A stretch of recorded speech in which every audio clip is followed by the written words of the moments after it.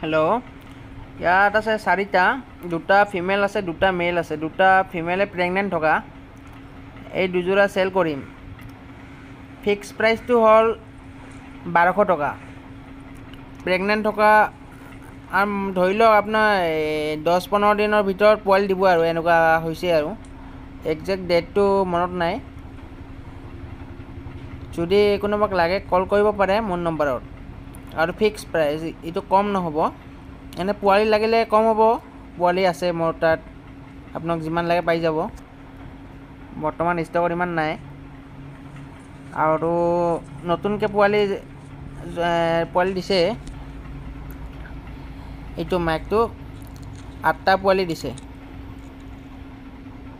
ভালে ভালে আছে পোৱালিকেইটা বৰ্তমানলৈকে। 3 দিন হ'ল পোৱালি দিয়া। আৰু পোৱালি তিনিটাই আছে, তিনিটাই মোৰ এৰিয়াত মেল হ'ব। তাৰ কাৰণে অলপ প্ৰাইচটো কম হৈ যাব, যদি লাগে ক'ব।